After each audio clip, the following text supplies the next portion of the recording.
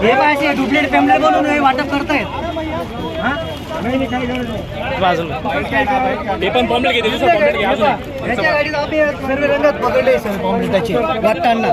मंगेदाराची चुकीची बदनामी करताय. बॅनर आहे का मागं पाठीमागे बॅनर आहे का पुढे गाडीला स्टिकर आहे का बॅनर आहे का स्टिकर पुढे एक मिनिट.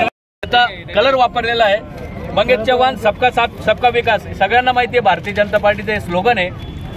आणि मुद्दामून 7 नंबर हे जे डुप्लिकेट त्यांनीच उमेदवार उभा केलेला आहे त्यांचं जे पॉम्पलेट त्यांच्याच रिक्षातून वाटतायत म्हणजे तुमची नैतिकता किती कोणत्या खालच्या थराला गेलेली आहे. लोक तुम्हाला रिस्पॉन्स देत नाही तर त्याचा अर्थ असा होतोय का की तुम्ही असे खोटे नाटे प्रचार करावा म्हणजे उमेदवार तुमचं सोडून देत आहे तुम्ही दुसऱ्याचा प्रचार करताय.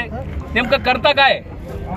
आमची निशाणी कमळ आहे. मंगेश चव्हाणची निशाणी कमळ आहे. तालुक्याला सांगायची गरज नाहीये. क्रमांक 2 आहे सांगायची गरज नाही. लहान पोरही सांगून देईल मंगेश चव्हाणची निशाणी काय. हे असले धंदे जर 40गाव विधानसभामध्ये पहिल्यांदाच घडतायत का. मोठ्याने बोल. उमेश पाटीलचं काय काम आहे का म्हणजे पॉम्पलेटचं मला माहिती मला पता ऑफिसमध्ये म्हणजे उमेश पाटलांच्या ऑफिसमधून तुला हे पॉम्पलेट मिळाले. उमेदवार आहेत 40गाव विधानसभेचे. त्यांची ही गाडी आहे विना परवानगी गाडी आहे. त्यांच्या गाडी कोणाची आहे. स्वतः माझी गाडी तुझी आहे. तुझ्या गाडीला परवानगी आहे का नाहीये. नाही वाटतं नाही आहे का याची परवानगी नाहीये. आणि तो स्मशालचं धडधडीत त्याच्यावर दिशानी आहे. हे उमेश पाटीलांचे पॉम्पलेट आहेत आणि हे डुप्लिकेट पॉम्पलेट ते फिरवतायत आज सकाळपासून. हे तुम्हाला वाटेल त्यांच्या ऑफिसकडून आले पॉम्पलेट तुमच्या रिक्षात कोणी आणली मला माहिती नाही. रिक्षा तुमची आहे ना.